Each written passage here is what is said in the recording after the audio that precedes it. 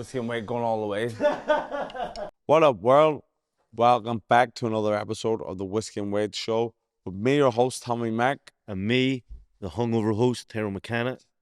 And we are brought to you in association with the #1 competitions page in the whole wide world.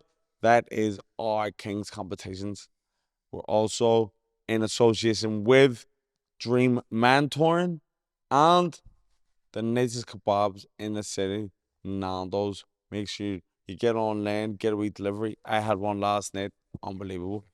And today we're in a new venue. We change the scenery for you. Yep. Simply because the gym's in use. That's it. But make sure if you want to get in shape, get your fitness going, Lab Fitness is the place for you.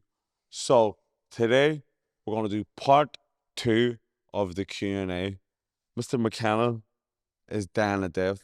Unbelievable. Yesterday, Tommy was dying to death, and I was slagging him. I was like, idiot. And then I went home. Monkey see, monkey do. And my missus had already bought a carry for the night, because Sunday we usually have a wee drink. And because she's off. And I was like, I don't want to get hungover. She's like, it's only a bottle of wine. Hungover till Things escalated. Bollocks today. Tell you what, it's getting worse and worse. Like, I woke up at 8, and I was sweet. 9, sweet, 10, creeping in 11, and then I just went, fuck. Sunday's such a terrible day to have a drink with a wife. It's the best day. Everything kicks off on Monday. School, suppose school's off. So school is off, but the wife only gets off like 2 days a week. So Wednesday and Sunday, it's not, you don't get to pick the great days. She needs to sort out the roller. Well, bars, you're going to be working Friday and Saturday no matter what. I don't know, but sure, get me Friday. You phone over work, get a rota sorted. No, it's nothing to do with me. But it escalated quickly, and I regret it. I do regret it. But I'm here. I was very close to putting it out. You've seen that car, he grabbed me, and his wife grabbed me this morning. Why is my wife grabbing me? Hangover there's horn. There's going to be some serious questions asked when I get home. She grabbed me to bring me over here, obviously, with you. I swear to God, I was near throwing up in your car. No, I could just hear Tyrone in the backseat. Fuck. It was elation. I had the window fully down, my head out, and just fucking soaked. Yeah. But and then I got out, and I was heaving like fuck. Yeah, you almost threw up down there, down the stairs. Yeah, but didn't have a balls. It didn't have. I was. Do you know what? I didn't really need to go sick. I said, right, I'll make myself sick here because I felt like I was going to be sick, and then hopefully I'd feel better after. But it didn't come out. But after this episode, we'll run over to the shop, get the wee bottle of beer, herd a dog. We'll see if it works.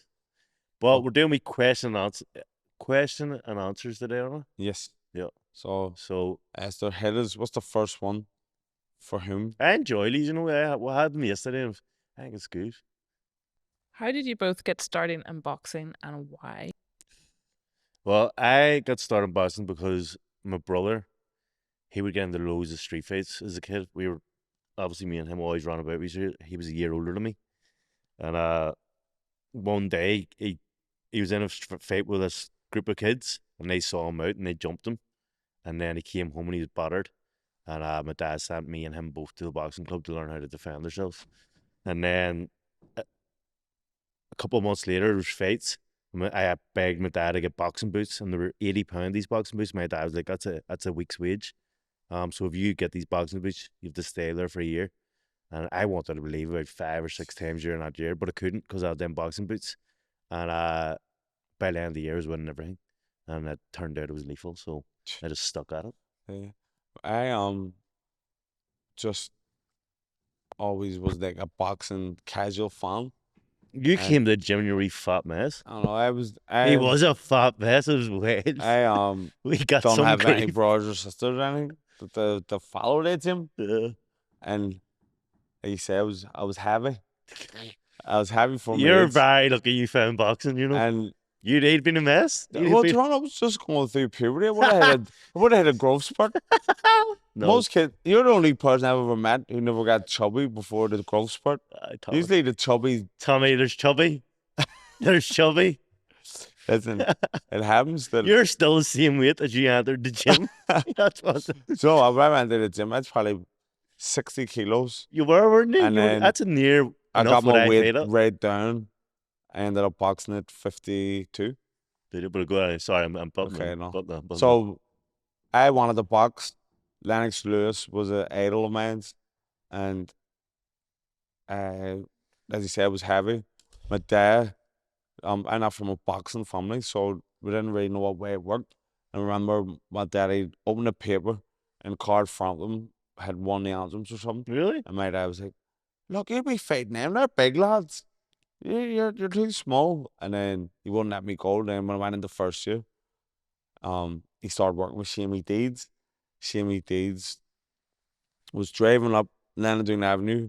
I was running late from a curfew, so I was trying to run home. I was trying to think of an excuse. I was always late for the curfew. Of course you were. And then, of course, and then when Shamey grabbed me on the road, he was like, he stopped the car and he went, "Yo, you big Tom's son?" I was like, "How did you know?" He says, "You want to do a bit of boxing?" I says, "Yeah, man, come down here tomorrow, 6:30, I bring you to the club, see if you like it." Brought me down, Loved and it. I just loved it. I remember you came in. You had a black. You who'd you call him? Oh, Because yeah, Jim Webb gave me his You had Jim shorts. Webb's fucking I shorts. had shorts and I Or had had we boots. Samurai? I Aye, loved them. they were Belters, unreal. black. And I was jealous. You were getting hit with everything. because Tim Webb was my dad's mate too. So when he won the Commonwealth Games, he gave me his shorts. I was only like 4 or something. And then when I started boxing, he gave me his boots and he gave me his professional shorts. I So remember Patsy gave me. I didn't have boots before my dad bought me boots, and I was asking Patsy boots. He handed me his boots. They were about 19 fucking from 1920s or something. Just wee leather fucking boots. leather. They were scrappers. But They're probably worth something, eh? they probably are. But Question 2, let's go. yeah, What was your most challenging moment as an amateur boxer? it was. Do you know what? My first ever trip on it away for the boxing for Ireland, that was extremely challenging. I was 14. I was in Russia, and it was arsehole of nowhere, Tver, TVER. I don't even know what you call it, but went there, and the team. There's 5 of us, 2 Joyces who were cousins. Bernard Rowe, his coach was one of the coaches on the team, and Dara Parr, his coach, was the other coach on the team. So everyone had like a crutch. You had someone, and none of us knew each other. It was the first time on a national team, and jeez, I was just so hard being away. You hate being away. I hated it, and then you hated in Italy and everything. You hate being away, just when that particular trip, even though I'm used to being the token black everywhere, I thought we're going to an international tournament. There's going to be a wee bit more diversity. There was 0 diversity. So all the other countries are all friggin' looking at me and coming around and see that guy? You see Ireland? And then you're used to in Belfast, I know, anyway. but I was expecting a wee change, you know? And there was the showers weren't working, and no showers working for the whole so 8 days. 8 days training, and you stank. No running water. Jesus Christ, that's it was wild. hell. And then I fought this guy from Russia. No way, he was 14. He was a bear. And then before the Russians, they're different animals. See, before the fight, once we got the draw, then me and him was like crossing each other in the hotel, and he really abused me. Did he? I remember you saying about that. Like, you nigga. Like, what? Fuck's sake. Did he butter you? Fucking it. He really abused you, and then he abused you. And Dimitri Bivol was on that trip. It was the first time I met him. He won the thing. I'd love to get him on the podcast. Guy who I fought, he's dead now. Is he? He gets shot. Because I was like Googling though to see what he's doing with his life. Because then I started seeing him on the trips as I got older, and he disappeared. Went to a karaoke bar, get shot dead. That's two. Originally you fought died, and then the one I fought, remember? Or I sparred him in Mexico, and then he died. He died in boxing. But Well, this guy, he was up there doing karaoke and got shot dead. Must have been a risking horrible thing. risking his life. But yeah, My most challenging. What was the question the again? most challenging time was an Yes, amateur. Do you know what? The biggest challenge I had in boxing was getting to the gym. It actually was. Genuinely was. I was either out. Uh, I was either out partying or out drinking, or I lived far away from gym. Like I lived you 13 lived minutes. out in the country. See when I got to 15, I think it was, my man and dad moved to the countryside, so or Glen Navy. Well, that's the So country. yeah, it is Don't the get country. much more Yeah, country. so see trying to get to the gym is fucking a nightmare. That's why I ended up That I'd say how our friendship grows stronger as well because you're I had living with me I had to then, move more or in less. basically with Tommy and Tommy's granny. 5 days a week and go to training there. But that was probably that was the only hard challenge I had in amateur. Like I loved amateur, everything about it. Yeah. I loved being away, like going away on trips and all I night. loved it. I loved the trips. Not just that first trip was just hell, man. And then I go amateur, through hell. and amateurs, I never really trained properly. Like so, yeah. The challenge was fitness. Yeah. My thing was going into championships was I need to stop this guy in the first round or I'm fucked. And I always did. Yeah. I was always stopping him in the first round. I always went out and threw as much shots as I fucking could in the first round and hope for the best. And it worked out most What of the the time. fuck? Great tactic. It was a great tactic. Great tactic. What's your hardest fight as a pro boxer? I'll go first. Do you know what? I don't know whether it's because I'm getting old and now I'm 35 that Harlem Eubank, my last fight was my hardest one, but that was the only one I didn't feel like I could get going on. Like I just felt like it was flat and I couldn't get it through the gears. Where usually in other hard fights, like I fought some of the best in the world, Jack Catterall and program stuff, I felt like I was still in the fight. I could have won the fight and I was in the mix.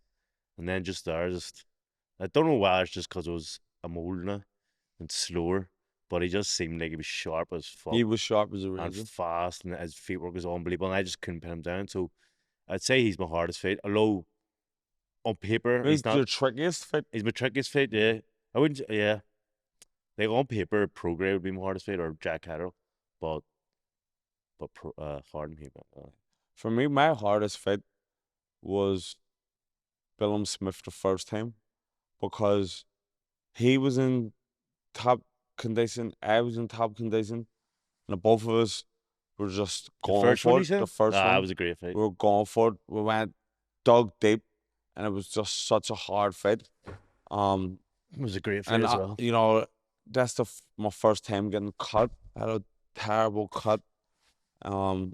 And I remember going out for like the 11th round because it was so close, and Frampton was in the corner. Come on, that my Peter comes in. Mark screaming, come on, you have to get stuck in. Everyone's screaming. And I was like, You've just I need nothing to left. kill this noise. I'm getting up on the toes. Fuck what they talking about. Get up on the toes, box the head. I mean, that was probably my best round in the fight, the 11th round. I forget it. But all the other fights that I lost, they weren't that hard because there was just like Yeah, well, me getting bothered. see to be honest, But that one if we're was going by actual like tough hard fight, I would say the first Moon fight I had was my Yeah. hardest fight. Me and him, I expect just box him up, and that's where went out the first round just to box move. I couldn't keep him off me, and then the second round, third round, I just got drained, and then by the fourth round, me and him were just standing toe to toe, going for like fucking. It was they're back- hard. back and forth fight. Hard. Like, I cut. I was hurt a few times. There was a time in there I was like, I just want to give up here. I couldn't be fucked finishing this fight. It was that bad. yeah. But I got through it and won a bad point. But that was probably the most grueling fight I ever talking about tough. Yeah, so my Bill Smith won, and see, I was never the same after that fight. I just cause I lost, cause I gave it everything I had, and I thought I won. You did win, but and I was beating a split decision, and when it didn't go my way, that really sucked the heart out of me. It does suck And I was a like, hard you know rate in what? it. Why See do when I you do want to put do this? like, because it did happen to me against O'Hara Davies. I put everything in the camp. I was on COVID and I locked myself away from everyone. Trained my bollocks off. Stayed away from everyone. Stayed away from my kids and my missus. Didn't see no one for like 3 months, 2 months, and then I went out and boxed. Unbelievable. Thought it was Yeah, punch best perfect. performance. My last 2 rounds, I didn't get hit once, and the little 2 rounds that I lost. Do you think lost you me were the the fight. same after effort? So I was just like, I couldn't be. I don't give a fuck about Yeah. boxing. And I just went. That's when I started just going to wars every time. Just was like, fuck it, boxing gets you nowhere. It doesn't. See, but you want to see I boxed unbelievable there and barely got hit. In the last 2 rounds, it was even apparently.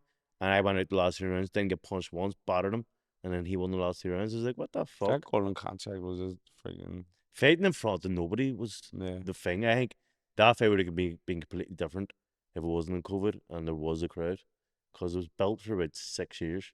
Me and him slobbering each other for 6 years, Yeah. and then was finally fight, and no one was there. It was fucking shit. The only people that were cheering me on was the workers. There's loads of workers got the job from Liverpool because they hated real hard, so they came down to watch Jazza and me, Yeah. and they're just cheering us. They just stopped working and started cheering us on. That was they must have loved it. I don't know. During COVID, they got a wee shift just to clean to clean the floors. There's nobody else. The floors they're, don't need they're dirty. washing world class boxing for free. Yeah. That's great. Yeah. How do you navigate when you lose a fight? I just retire.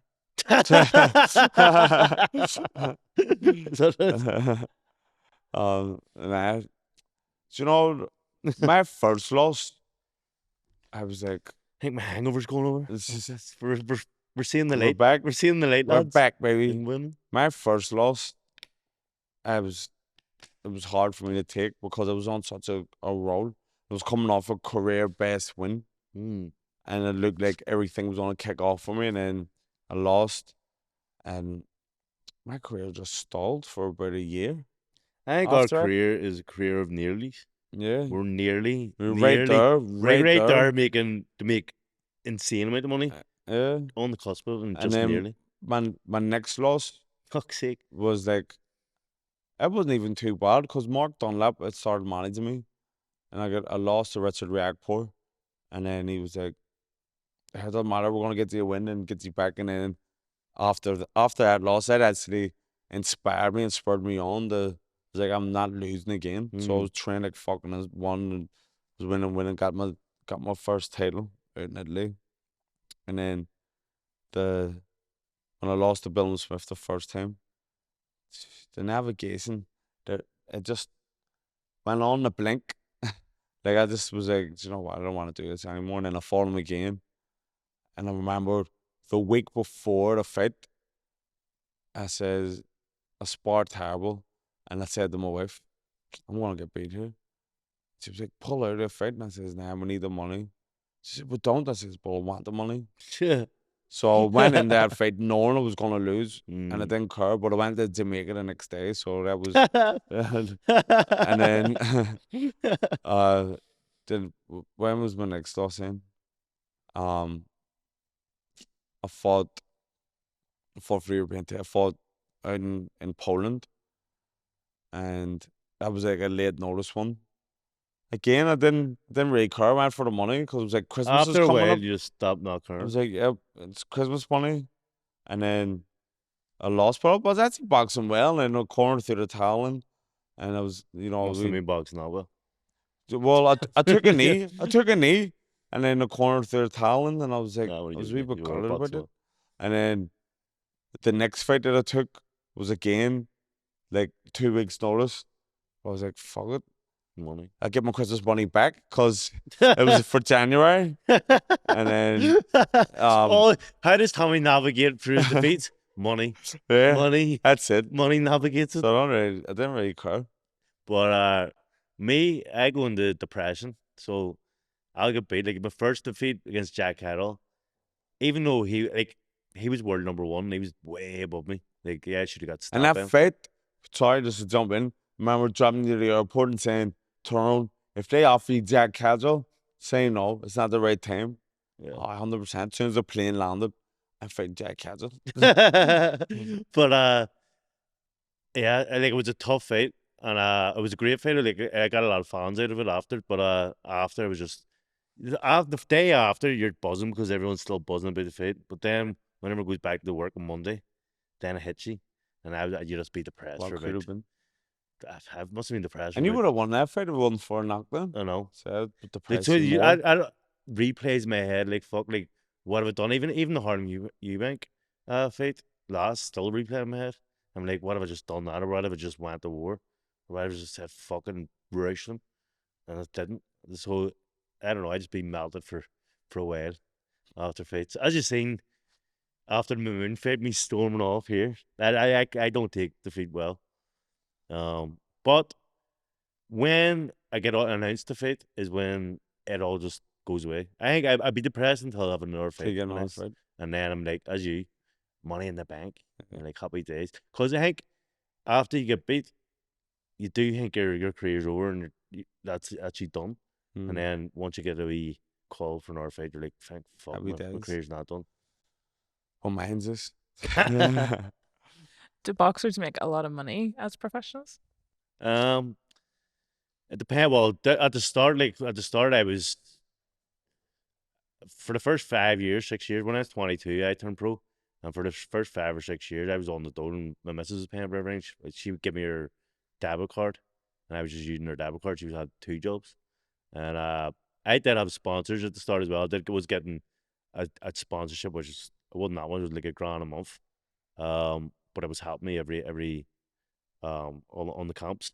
But you start making money, I think.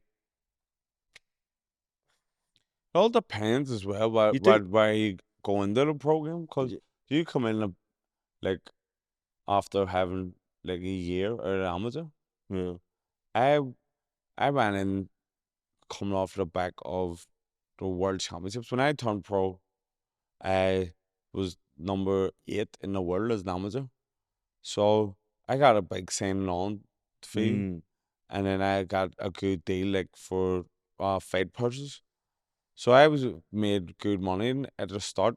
Yeah. And then not a lot of people do make good money start, and most people would be like me, there's where on you're ticket just deals straight back now. and your fight. There's fights I took for free just to get a fight, or the say you get a fight and you're getting paid $1,000 or $2,000 only, that you're paying that all out for camp or for your trainer. But once you start getting on TV, you start getting good money, and then once you work your way up, like once like when you're fighting for like WBC, I fought for the WBC at the or They're nice. no world title eliminator.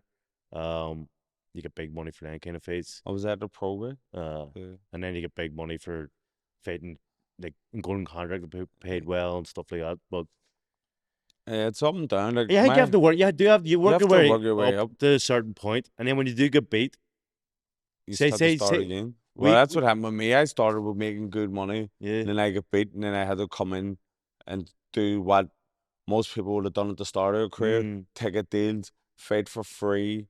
But I think work your way back once up. you establish yourself back up, as like once you establish yourself as a big name in Belfast or whatever, then you don't go below a point of money. Like it's always going to be good money for every fight. Yeah.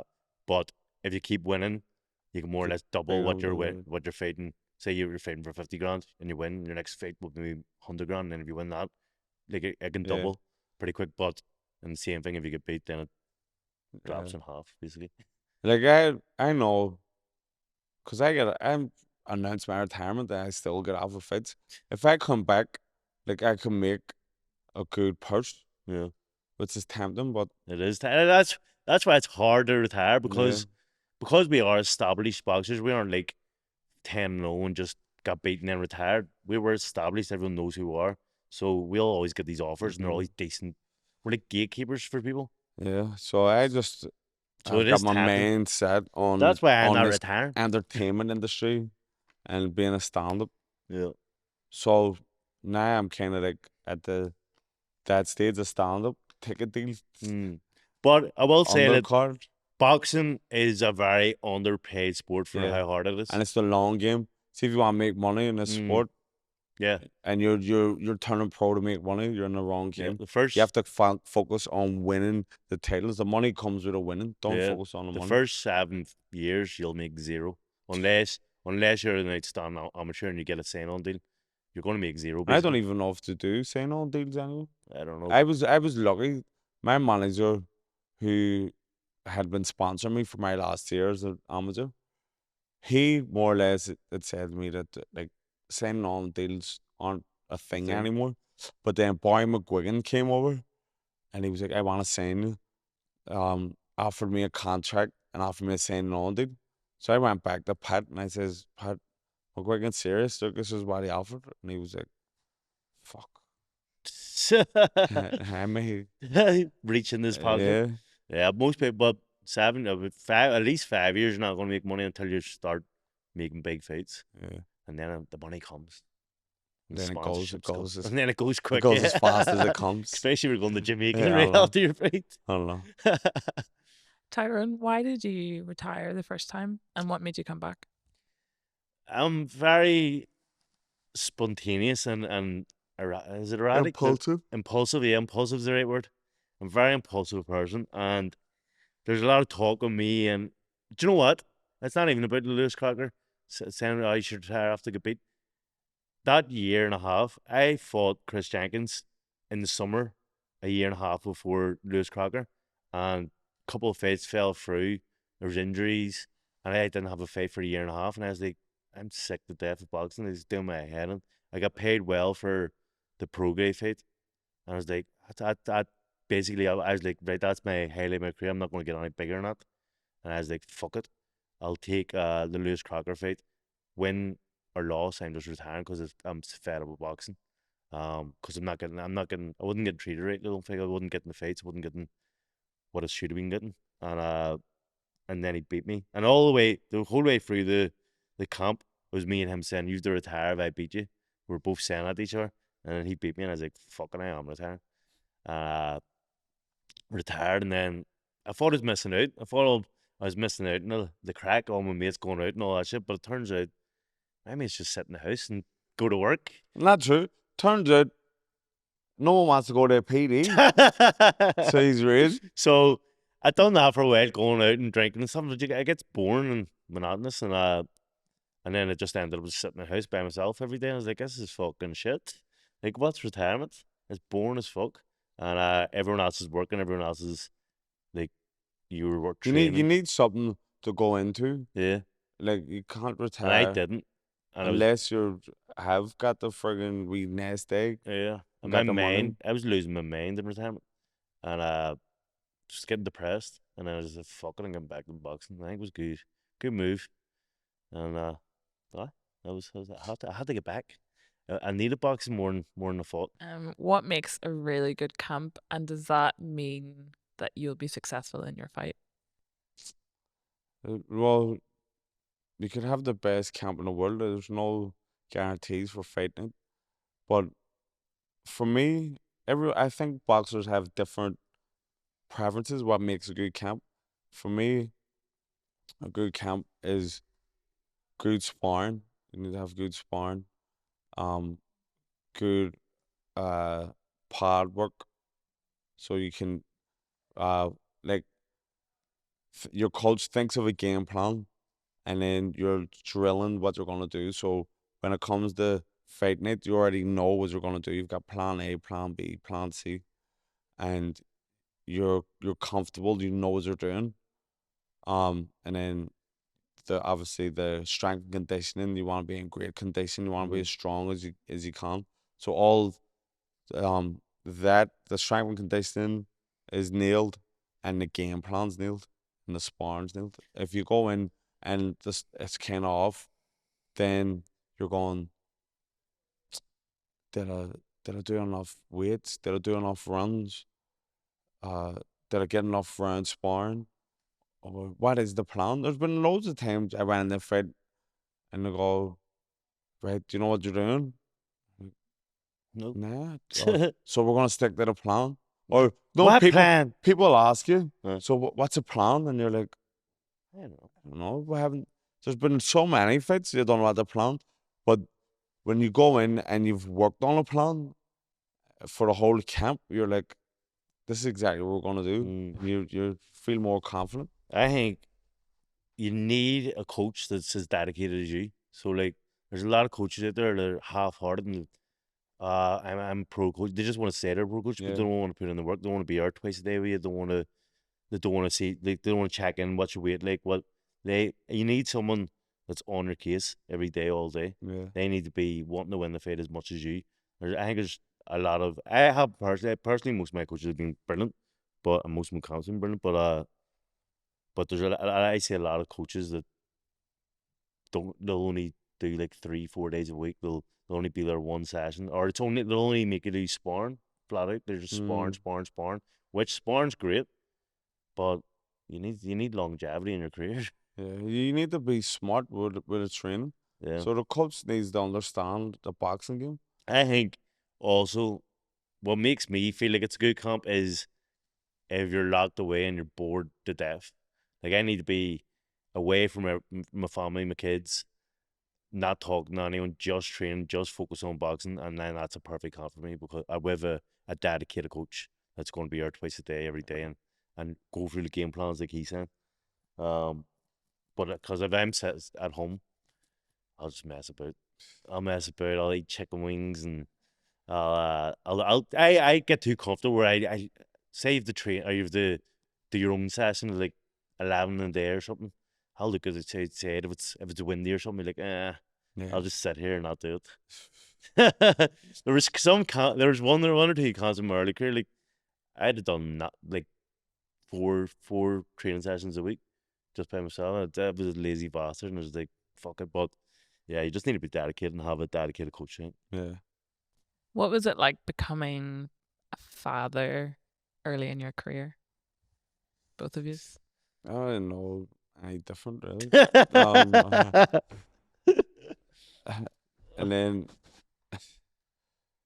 it I don't know, it's like I remember when my kids were babies and they were going, right, you have to do this. Everyone all the coaches know, right, you've got a wee baby in the house, you need to friggin' would do it for them. Then I had to just stop thinking about them because the babies haven't got to do it. You know, you need to just think about what you're gonna do in the fight and concentrate on what you're doing. Mm. Like so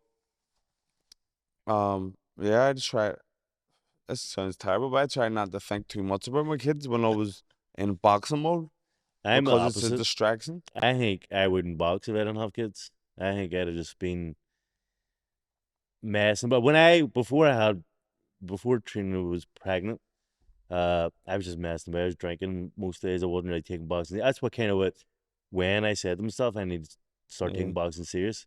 She was pregnant. I went, fuck me. I need to either box or get into acting and do something. So I got back into boxing. I wouldn't have boxed if I didn't have kids. Um, yeah, they saddled me, they grounded me, they made me fight for something. Mm. You enjoy being fathers? I love So he'd need to love it. He's it. fucking pouting out every week. Fuck's sake. I love it. I think it's powerful. You do love it. I love it as well. I thought at the start it was very hard, but I was away a lot at the start as well for camps. So it was weird at the start where I'd come home and that would be weird around me. Like, Who are you? yeah, that's basically what it was. So it was a bit weird, but I found it hard at the start. But as they got older, like 3, 4, it got easier and easier, and I love it. So that I really do love it. It's brilliant. Yeah. My kids are good kids, but they're like I couldn't imagine having like wee bastards as kids and loving it as much. I'm just But glad. sure, you wouldn't think it, I'm knowing that your blessed. kids are Well, bastards. I know my kids aren't. But I know, but I'm saying that even if they were, oh yeah, I know, I you know. wouldn't You know, wouldn't true. think it. Well, no, we Tyrone could be. I just don't know. Ava Daphne isn't. Ava's a saint. So But you just we Tyrone, he's out all day. He could be doing anything. But do you know what? I love it. It's good. It's good crack. yeah. Especially when they can talk and start being wee characters and you can watch TV and bring them to Yeah. cinema and all that shit. It starts being brilliant. Yeah. It's good. It's good. I recommend A it. lot of people get worried in boxing, but when they have kids, they start thinking, because boxing is very, very dangerous. They start thinking, brain damage and what happens here. And they start, as Tommy said, if you start thinking about kids during boxing, it can be a bad thing. But when I fight and I think about kids, it spurs me on. Do you think your wives knew how much time you'd be spending on boxing when you first started out? Yeah, my Do wife says it, but just because when we started going with her, and then we just started going. Remember, we Mm. just started going to Dublin full time, and cause on the youth squad, and then I says to her, "Hey, I'm gonna be going to Dublin now Wednesday to Friday, so we should probably just break up." Because just they don't want to waste their time. And then We should probably just break up. she's like, "Are you serious?" I was like, "I don't want to, but like you probably will want to because I'm away." But she was like, "Nah, I'm in it." So she knew what she was signing up for. Yeah, well, I don't know. Well, do you know what? Because you were very serious as an amateur, like you weren't Yeah. like me as a messer. Yeah. I don't know if my wife actually thought that I was going to do Mm. anything in boxing. So like I was doing well when she met me, like I was winning everything, but she knew I didn't go training. I never went training or nothing, so she knew. I don't think she thought I was going to be dedicated enough to get To it be going away, to be yeah. going away. And then I remember when I first got a contract over in America, and I said that here I'm going to be going away for 3 months, and we just had a kid, and the kid was maybe a month 2 old, days old. 2 months old maybe, and I had to go away for 3 months, and she had to go back to work pretty soon, and she didn't get much maternity leave, and so I was away. She had a full-time job and a kid doing absolutely everything, so I'm sure she was hating life. Yeah. And then I came home, got her pregnant again, went back to America. So then she had 2 kids, a full-time job. And I'd say it was very, very tough for her. I don't think she signed up for it. Nah, But who does? but you know what? She's held down in the fort, and I didn't even have belief that I was going to make it. I just didn't want to go to the job. I wanted I was getting that wee sponsorship, and I was just like, fuck it, that'll do. Just send that home. So it didn't have to work. But I was never thinking I'm going to be a big name. I didn't think so. I remember there was a thing, I don't think we might have said about this, the 30 what they're going to earn, 10 under 10, or 20. You have to be under 20 years old, or something or under 25 years old, and they named 30 boxers, and what they were going to earn in their career. And then all mine was like 100 grand. I was buzzing. I was like, oh, they're going to make 100 grand in this career. And I was like, that'd be amazing. But that's well above past that. But I was Big note. buzzing with it. And I was like, I didn't even believe I was going to achieve that Yeah. in my full career. And yeah, but I kept plugging away, and finally paid off. Good man. Keep on. So when did it change for you that you started like breaking through your abilities? I think when I came home and I got signed by a company called MTK, I was ready to retire, and then I got signed by a company called like MTK, and they were kind of on up the running boxing. Like, so once you signed with Emmons, I had 3 TV fights straight away, and once I got on TV and everyone started seeing my personality and I started getting interviews, then everything just started snowballing like crazy. Like before that, I wouldn't get paid nothing. I was getting paid buttons for fights, and then it started to snowballed, and then went about a year. I was a Household a name. decent level name in Belfast. I fought Jack Carroll, one of the world's best, and people were loving it. So yeah. When did you develop your system for the interviews of being crazy? Or insane, always as you been say? crazy. I have always been nuts. I remember there was one time we were walking home from boxing one night to your house, and I was like, I'd love to be known as being Do you know what nuts. that was? That was in Dublin. Was it in We were Dublin? down there training. I can always remember it. Walking around Dublin city centre, me and Bernard, Hmm. and I think Tyrone McCullough might have been there, but it was Bernard, and we're walking around, and I remember me saying it. I'd love to just be insane.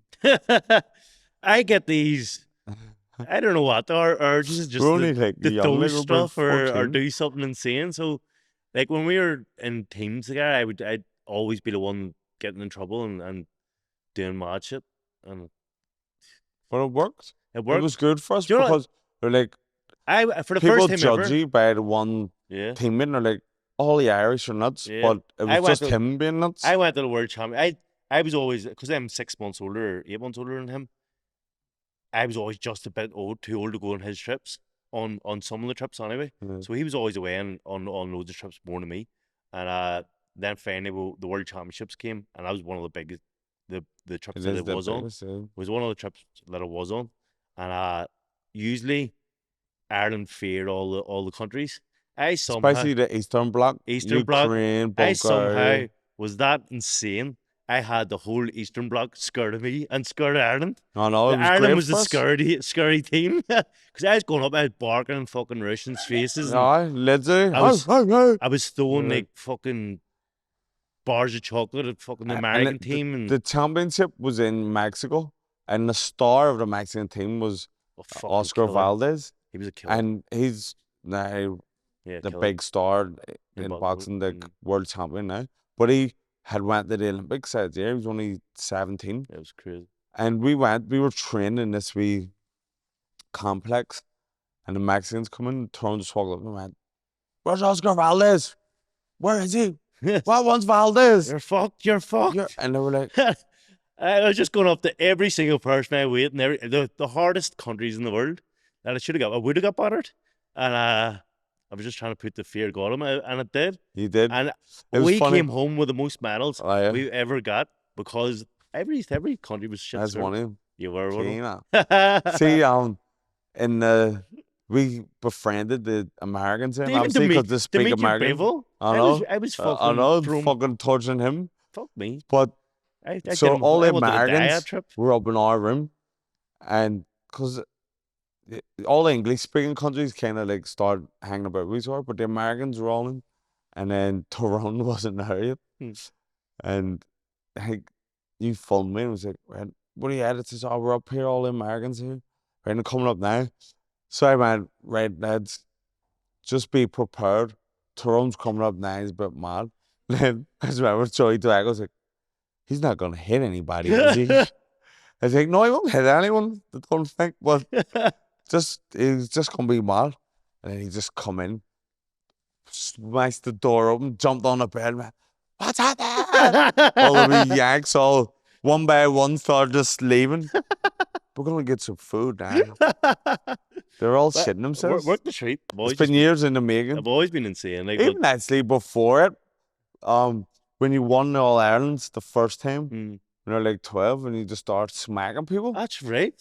I know, but see, the thing is, it's the biggest people. Like, I don't go for Big guys, they're big all older big fellas. boxers. There's these 75-kilo boxers just trying to smash him. And Like, Tyrone's like 12 and they're like 15. And the difference in 12 and 15 I'm is tall huge. now, but I was He was tiny, I wee was Tyrone. tiny. I mean, I was built like I was 31 kilo.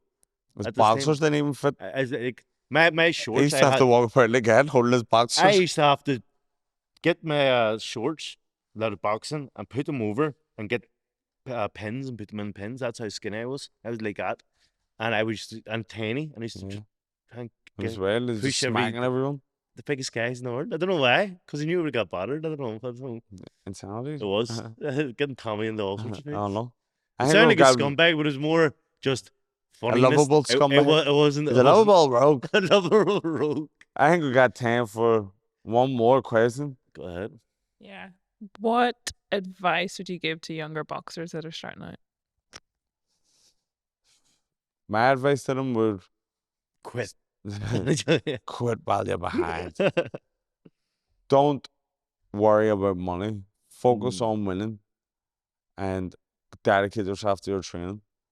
Because when you win and when you're in the habit, you form these habits as a kid of being a hard trainer and a hard worker, then that'll stand by you when you're older and you're a pro. Yeah. Even as an amateur, if you don't want to go pro, once you keep winning, you get money, you get grants as an amateur.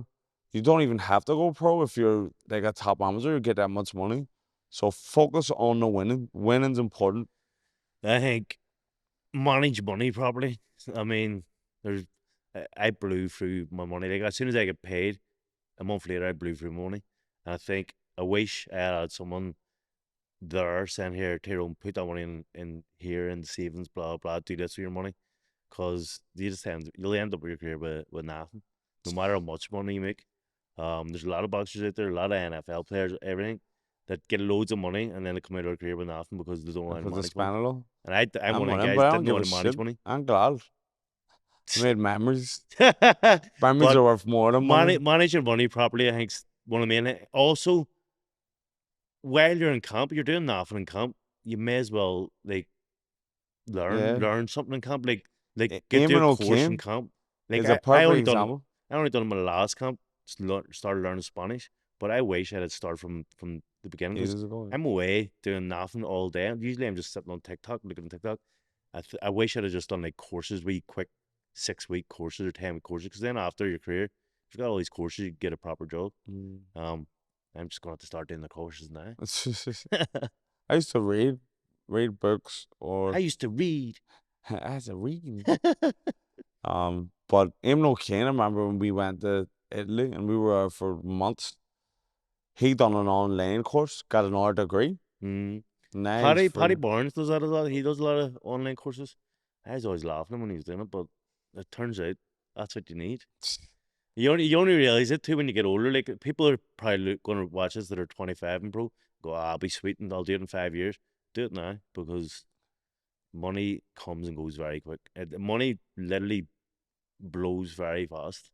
Yeah, it's ridiculous. I remember when I first fought. It wasn't even a good pay, but I got $5 for a fight. Morning. I remember I got $5 for a fight. It wasn't even that much, but to me, I was like, wow, $5,000. I was like, I'm never going to be skint again.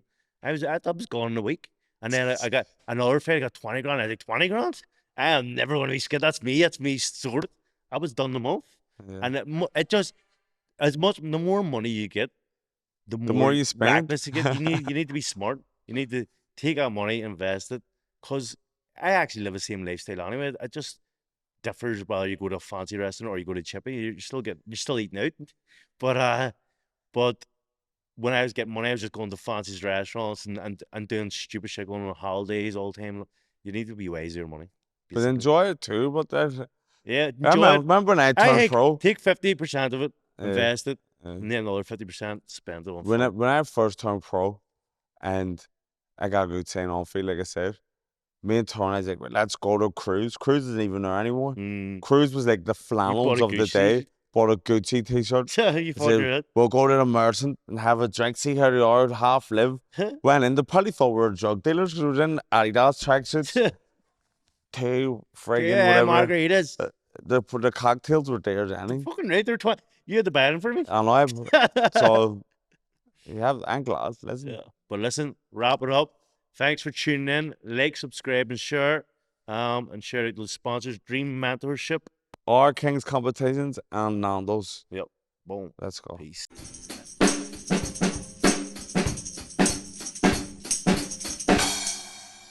With him weight going all the way.